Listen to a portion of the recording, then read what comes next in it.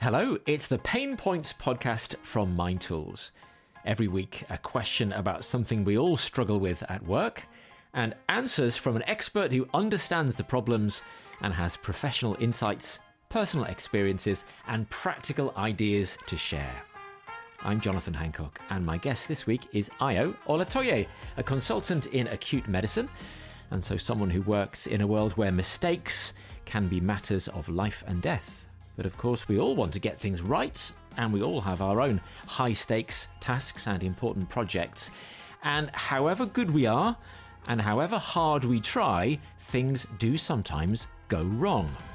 And when they do, how do we respond? Do we own up, work out what happened, learn valuable lessons, and come away stronger and wiser? Or do we blame others, beat ourselves up, and back away from similar challenges in the future? If you're me, well, all of the above at one time or another in my career. It's clearly important how we face up to failure, but not at all easy to find the right mindset and take the best steps forward. So let's see if with Ayo's help we can take a bit of the pain away, get some meaning from our misadventures, discover motivation in all this mess. On Pain Points, how do you learn from your mistakes? So, Dr. Ayo Olatoye, consultant in acute medicine and transformational mindset coach, a very warm welcome to Pain Points. It's lovely to have you. Thank you very much for having me. And can I just say, I love your alliterations just then. You know, I'm an expert in that. Well done you. Yeah, thank you. I think.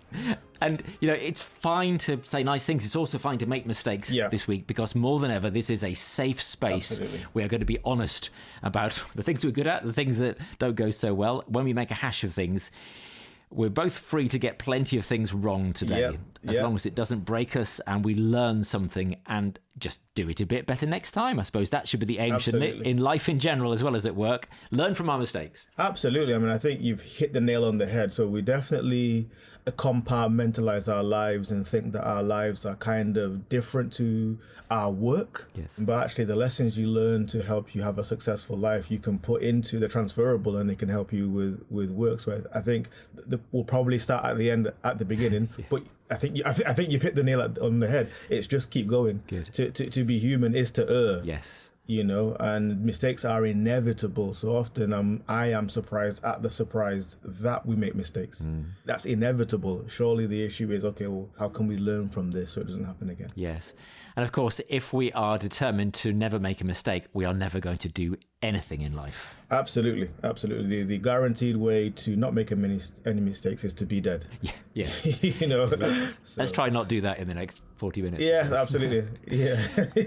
Before we get into some of the details then and try to unpick the issues, and in fact, we're going to dig into one particular project that you're very familiar with. Yeah. But before we do that, overall, how good are you at facing up to failure when it happens, as it always does? Yeah, so I think it's a good question. And I think my honest answer is I'm getting better.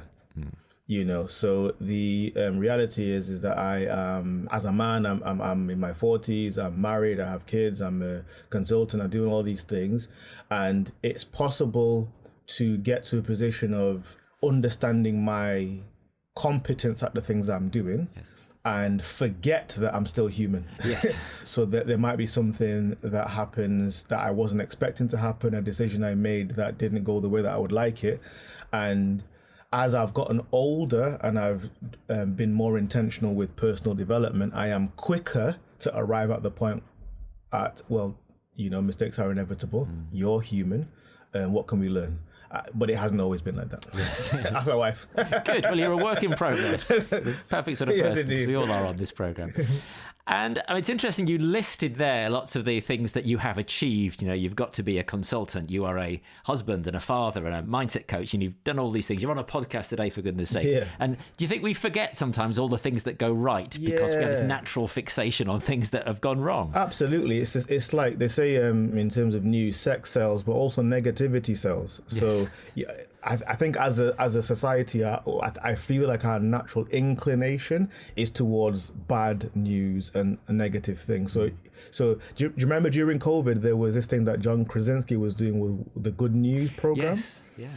Yeah, now the thing that I found interesting is obviously these things are happening all the time, but when you actually watch the news, it's never good news. It's only this bad thing happened over there, this bad thing happened over there, and I think it's because it captures our attention as a society, and if we're not careful at identifying it, we will forget that that's not all life is about. We will forget that actually we are developing a negativity bias. Yes. And it's possible for us to move towards a positivity bias. So no, I agree with you 100%. Now you're a scientist. Maybe you can explain this to me, because I struggle with this idea that yes, we have a negativity bias, and I can see why that would come from a survival instinct that we're looking for the bad stuff, the stuff that's going to hurt us. Yeah. But then when stuff goes wrong, why do we not naturally want to unpick it? Because it seems to me the instinct suddenly shifts at that point to putting it away somewhere that we can't see it. Sweep it under the carpet. Yeah. yeah. Forgetting about it, trying to forget about it. So what's going on there? My opinion is I think there's a psychological reason for that, in that humans are hardwired to go away from pain and towards comfort. Yeah. Now, if something bad has happened and we have to unpick it, if I am at the root of it, that's going to be uncomfortable for me. And if I'm in a room of people having conversations about the mistake that I made, that's going to be more uncomfortable for me. So if I can find a way not to discuss it, actually, I save myself maybe some embarrassment, some shame, and it's a short-term solution.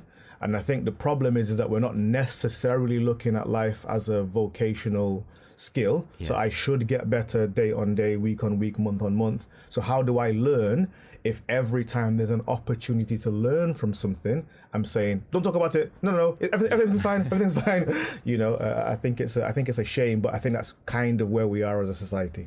So the confrontation of yourself is a skill like any other skill. So the first time I rode a bike, I was rubbish. But I'm pretty proficient now, you know, and if I can learn that the unpacking of a problem or a mistake or something is a skill like anything else. So I'm not going to be good at it the first few times, but as I lean into it and keep doing it, I can actually get to the point where I understand that actually this is something that's making me better. There's a film I watched with my kids called Meet the Robinsons. Oh yeah, I think it's a Disney movie. Yeah. So the thing I love about that and why I watch it with my kids is that, so I won't put any spoilers in there, but there's a character in there who has created a culture in his family where they celebrate failures. Yeah, because they know that, oh, fine, that we're one step closer to the iteration where we get it right. Yes. And I love the idea, and again, I'm very intentional about what my kids watch. so I want to help them to develop that kind of mindset, because I think the sooner you get that, the more, I think the happier you'll be as well. Yeah, it's a wonderful idea. It makes perfect sense. And it's still really hard, isn't it, to lean into mistakes and to see them as learning opportunities.